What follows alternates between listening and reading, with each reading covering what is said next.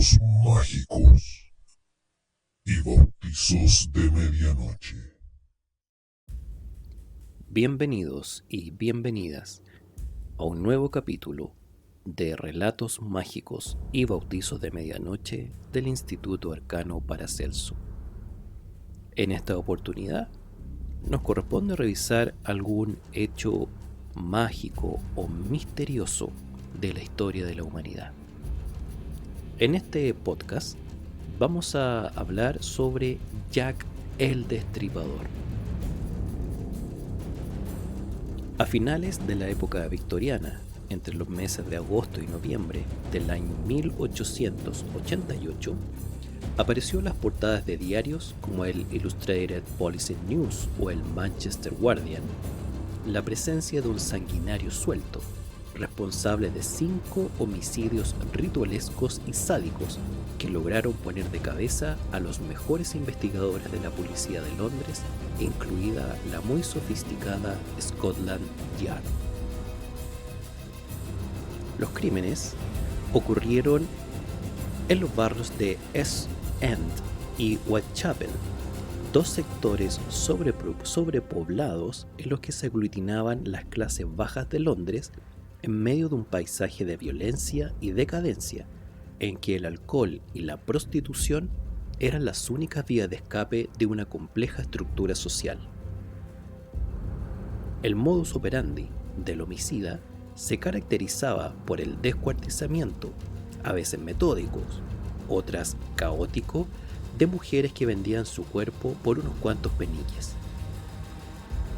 Las víctimas aparecían con sus gargantas cortadas, mientras que en algunas se les despojaba de sus genitales y parte de sus intestinos. Los rostros les eran desfigurados y su sangre era utilizada como tinta para escribir.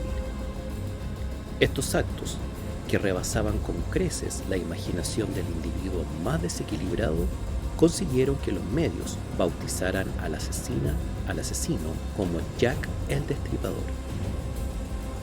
Ya en la época, no faltaron quienes lo relacionaron con hechos satánicos, ocultistas, incluso lo vincularon al poder de la monarquía de ese tiempo, en específico a la familia de la reina Victoria, así como también con los masones, entre muchas otras teorías que afloraban a medida que sucedían los hechos. Fue un personaje que marcó a la ciudadanía y también descompuso a las fuerzas de justicia y orden. La Policía Metropolitana de Londres, el Departamento de Investigación Criminal y Scotland Yard investigaron en profundidad los casos, pero terminaron más confundidos cuando no supieron si adjudicar a un mismo autor las 11 muertes de otras mujeres, así como otros 27 crímenes sin resolver, todos en la misma zona durante los años 1888 y 1891. Esto debido a las características crueles pero variadas de los asesinatos. La inseguridad en la zona dificultaba el esclarecimiento de los crímenes del destripador y el investigador de la policía, Sir Melville Mannachten, afirmaba que en ese tiempo Jack era autor de solo 5 asesinatos, las llamadas víctimas canónicas. Todas estas muertes tienen elementos en común. Fueron realizadas de noche, durante el fin de semana y a final de cada mes, y eran todas mujeres. La primera la encontraron el 31 de agosto de 1888 en Bucks Row. Su nombre era Mary Ann Nichols. El cuerpo tenía cortes en la garganta, su abdomen rasgado y varias incisiones, todas realizadas con el mismo cuchillo. La segunda, Annie Chapman, fue encontrada el sábado 8 de septiembre en la entrada de la calle Hanbury, Spitalfields. En esta oportunidad, el cuerpo presentaba 2 cortes en la garganta y ahora el abdomen estaba completamente rasgado y su útero extirpado. El domingo 30 de septiembre fueron encontrados 2 cuerpos con los mismos tajos en el cuello y en el abdomen. Se trataba de Elizabeth Stride y Catherine Eddowes. Por último, el 9 de noviembre, en Mills Court, Spitalfields, fue hallado un cuerpo mutilado y destripado en la habitación de Mary Jane Kelly. A ella le habían extraído los órganos abdominales y el corazón. Lo complejo de este caso fue la lista de posibles culpables, que no ha parado de crecer desde que el propio McNaughton mencionó 3 sospechosos: John Montague Druitt, Aaron Kominsky y Michael Ostrock, quienes finalmente salieron libres de culpa y toda sospecha. Más de 125 años han pasado y siguen emergiendo teorías que señalan múltiples culpables, muchas veces con pruebas de dudoso origen. Lo que sigue es una pequeña lista de las teorías más verosímiles, pero no por eso menos estrambóticas. Sir Robert Anderson, director del Departamento de Criminología de la época, afirmaba que se trataba de un barbero judío polaco de clase baja y medio loco, llamado Aaron Kominsky. A tanto llegan estas teorías que en 2014 se hallaron coincidencias de ADN mitocondrial entre familiares vivos de Kominsky y el que contenía un chal recogido en el lugar donde Eddowes dio su último respiro. Otro sospechoso fue Montague John Druitt, abogado de clase alta, blindado por una buena y respetada familia. Melville McNaughton lo calificó de sexualmente enfermo, lo que en esos tiempos era como se referían a los homosexuales. Este sujeto se arrojó al Támesis semanas después del asesinato de Kelly. No existía ninguna prueba directa contra él. Su preferencia amorosa por los hombres y su inesperado suicidio lo convirtió en sospechoso por aquellos tiempos, y hasta ahora resultaba cómodo cerrar el caso designándolo como culpable, entendiendo que así como misteriosamente surgió Jack el Destripador, nunca más se supo de él después de la 5ª víctima. También está en la lista Walter Sickert, un pintor británico de 28 años. Son varias las investigaciones que aseguran que compartía el ADN con el del Destripador, la mayoría pesquisas anónimas y sin fuentes a tomar en serio. Lo que sí es relevante es que Sickert estuvo muy interesado en el caso y fue autor del óleo El dormitorio de Jack el Destripador. Fue señalado como autor de los asesinatos por la escritora Patricia Cornwell, que vio en él rasgos psicopáticos. También hallaron coincidencias de ADN mitocondrial en una carta enviada por la esposa de Sickert y otra firmada por el Destripador, que, entre paréntesis, quien gozaba jugar al gato y al ratón con estas misivas a la policía. Pero, por desgracia para los investigadores, hasta el 10% de la población comparte este tipo de ADN, y todo quedó en nada una vez más. John Pisser, el zapatero judío apodado Leather Apron, es decir, delantal de cuero, fue otro posible imputado. Este personaje andaba por la calle con el delantal propio de su oficio. Lo tomaron detenido días después del asesinato de Annie Chapman, cuando una mujer declaró haber visto cómo Pisser blandía un cuchillo contra ella. Sucede que el personaje ya tenía historial de problemas con prostitutas, aunque contaba con sólidas coartadas para las noches de otros 2 de los asesinatos, por lo que fue descartado. En 1976, el escritor británico Stephen Knight publicó el libro Jack the Ripper, The Final Solution, en que contaba la historia de los asesinatos de Whitechapel. Escribió teorías que fueron el resultado de una conspiración orquestada desde la Casa Real. Tales hipótesis fueron absolutamente desacreditadas por los expertos, pero gozaban de amplio predicamento popular. Incluso es lo que más se acepta hoy como lo que en verdad ocurrió. La propia novela gráfica de Alan Moore, Desde el infierno, se basa en la versión de Night. Aquí, los asesinatos tenían el propósito de acabar con el chantaje que sufría el duque de Clarence, nieto de la reina Victoria. El duque habría tenido una hija con una prostituta, y las amigas de ésta lo amenazaron con hacerlo público si no recibían una cuantiosa suma de dinero. Entonces se decidió acabar con ellas y culpar de sus muertes a un psicópata ficticio. Pero el asesino no fue el propio duque, quien murió de neumonía a los 28 años, 4 años después de los crímenes. El verdadero Jack habría sido un médico y masón, quien se puso a disposición de las órdenes de la reina y sus demás compañeros de logia.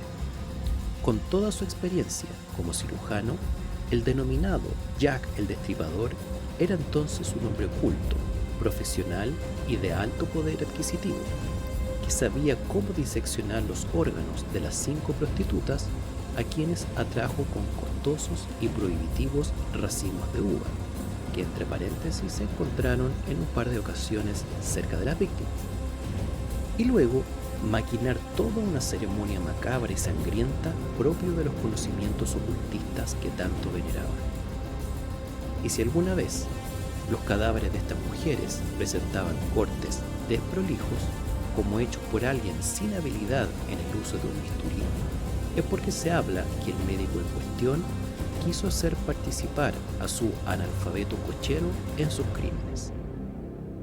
Al final, cuando la prostituta que llevaba un hijo ilegítimo de la corona y sus otras 4 compañeras de oficio fueron ultimadas, Jack el Destripador dio por concluida su misión y volvió a la normalidad. Tras el éxito de su libro, Stephen Knight publicó en 1984 The Brotherhood, The Secret World of the Freemasons.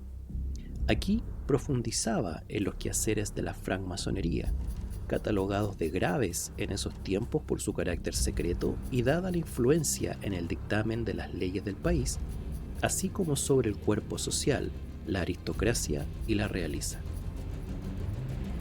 El autor termina por acusar a esta logia de ser la verdadera fuerza tras el origen y actos de Jack.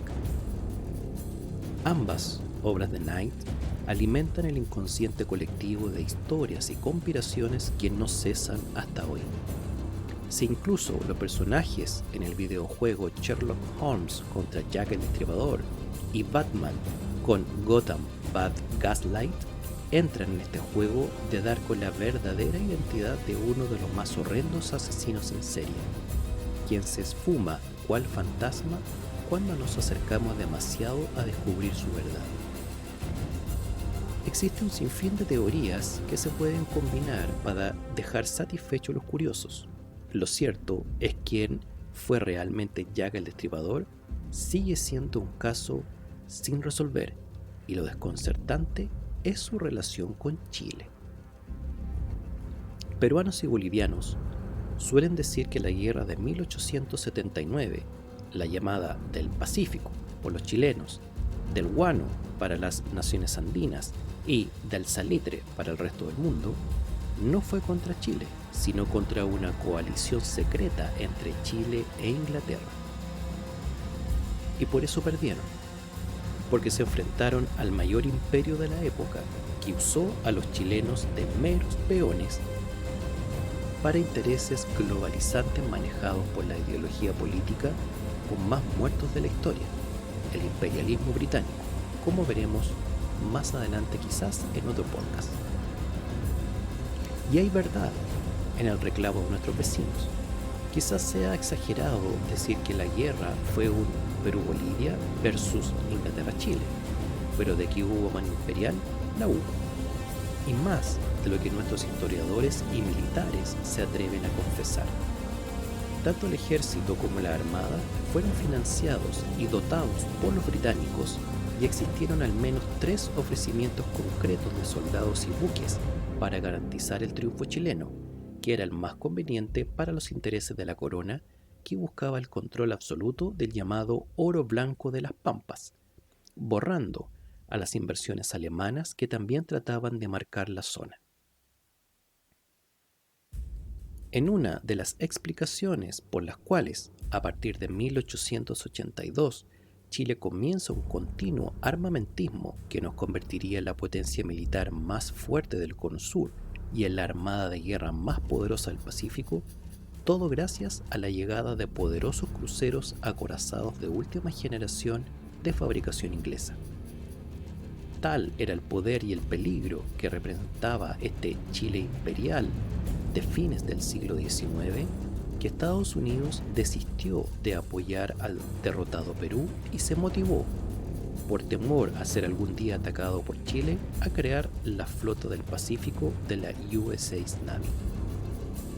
El gestor de la alianza secreta de Chile con Inglaterra durante la guerra de 1879 y la posterior gestación del Chile imperial fue Sir Robert Gascoigne Cecil, llamado Lord Salisbury, político y masón del grado 33 en el antiguo rito escocés de la Logia Royal Alpha, la más poderosa del mundo.